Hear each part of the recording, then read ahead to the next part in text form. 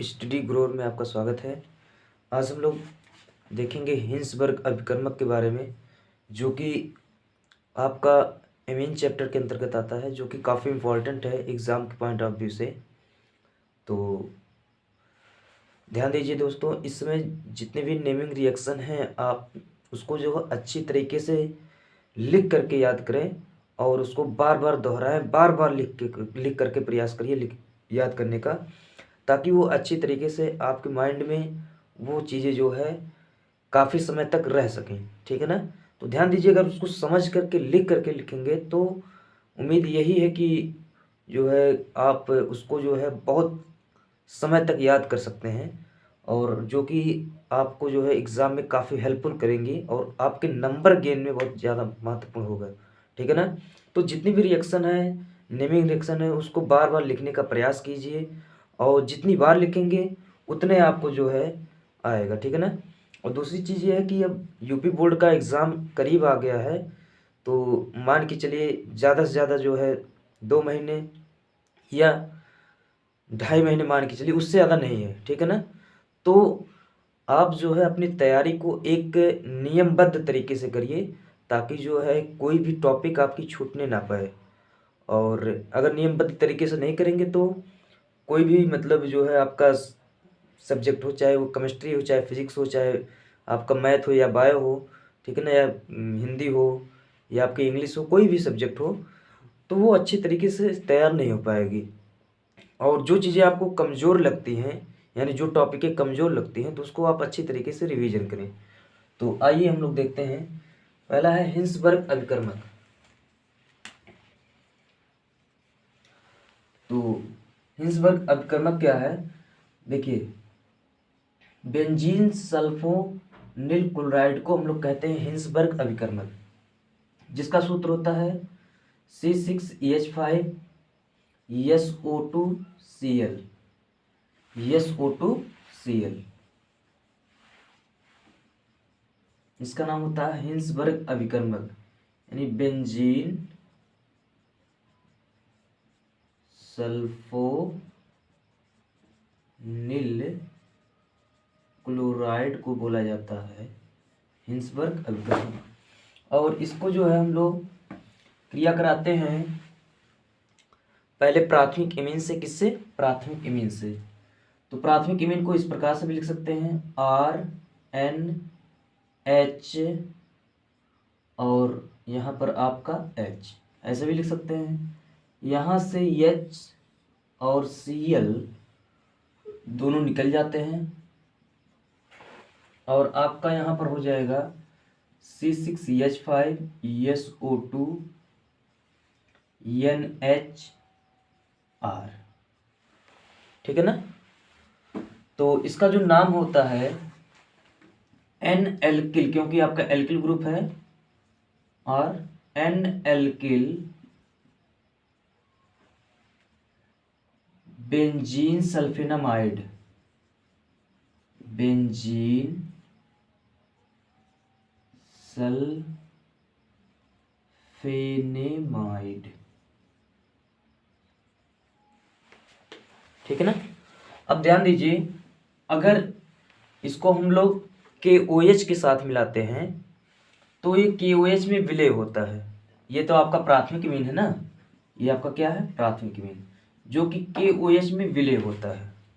ठीक। लेकिन जो द्वितीयक इमीन होती है वो आपका KOH में विलय नहीं होती है। तो जो ये आपका बना हुआ है, ये आपका KOH में क्या होता है? विलय होता है।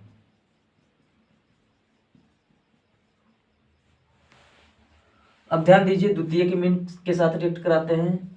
C6H5SO2Cl, द्वितीयक इमीन आपका होता है R2NH। ऐसे इसलिए कर देते हैं क्योंकि HCl निकलने में आसानी होती है और समझने में भी आसानी होती है। ठीक है ना।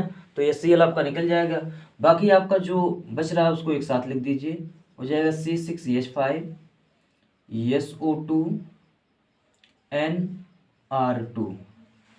इसका जो नाम होता है NN dialkyl, N, N और डाई एल्किल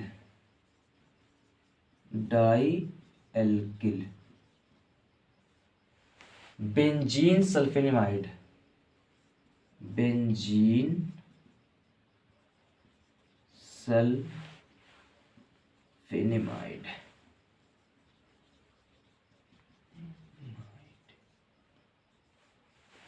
ठीक, ये जो होता है KOH में अविलेय होता है, जिससे हम लोग प्राथमिक और द्वितीयक एमीन की एक प्रकार से कह सकते हैं परीक्षण भी कर सकते हैं आपके हिंसबर्ग अभिकर्मक के माध्यम से।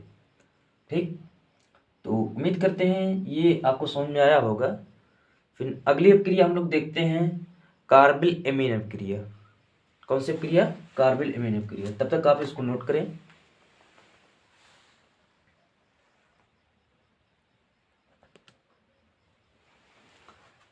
ध्यान दीजिए, कार्बिल एमीन अभिक्रिया हम लोग देखेंगे। अब आपका हिंसबर्ग अभिकर्मक समाप्त हो गया।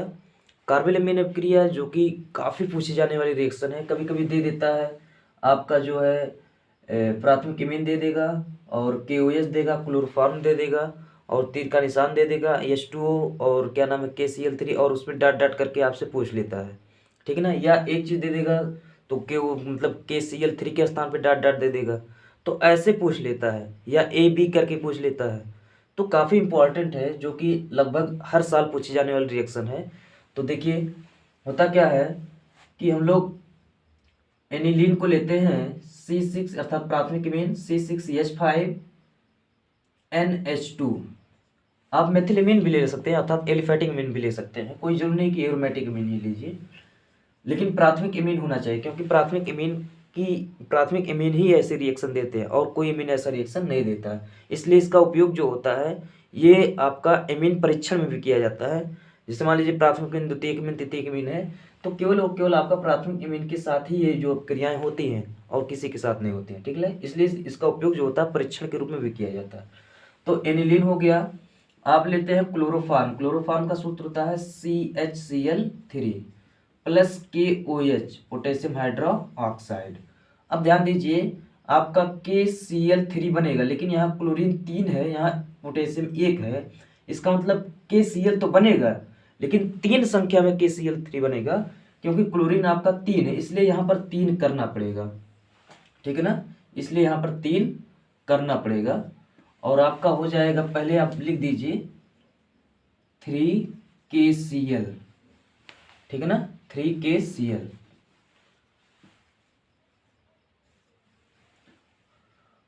और आपका ध्यान दीजिए बनता क्या है, यहाँ देखिए OH है, यहाँ से H और यहाँ से दोनों H। ठीक है ना, 2 H यहाँ से, 1 H यहाँ से, 3 OH यहाँ से है।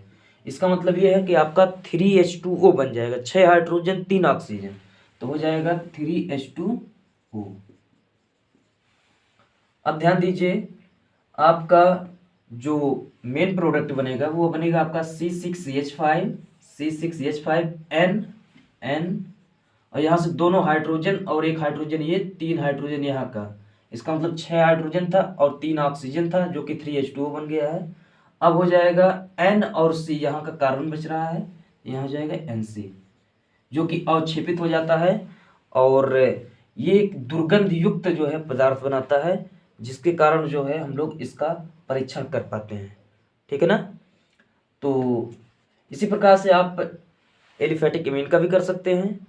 ठीक है ना, तो उम्मीद करते हैं ये वीडियो आपको समझ में आया होगा, और यदि आप नए हैं तो चैनल को प्लीज़ सब्सक्राइब करें, और ऐसे ही वीडियो को हम आपके लिए लाते रहेंगे। और आप जो है हमको सपोर्ट कीजिए, और सपोर्ट करने का मतलब ये है कि केवल आप लाइक करिए, सब्सक्राइब करिए और अपने दोस्तों के साथ जो है शेयर करिए। बस इतना ही आप लोगों का प्यार मिलना चाहिए। बाकी जो है ये जो है आपका जो परिवार है स्टडी ग्रोवर, ये हमेशा के लिए जो है आप लोगों के बीच में चलता रहेगा। बस आप केवल सहयोग करिए। ठीक है ना, फिर मिलते हैं दोस्तों नेक्स्ट वीडियो के साथ। जय हिंद दोस्तों।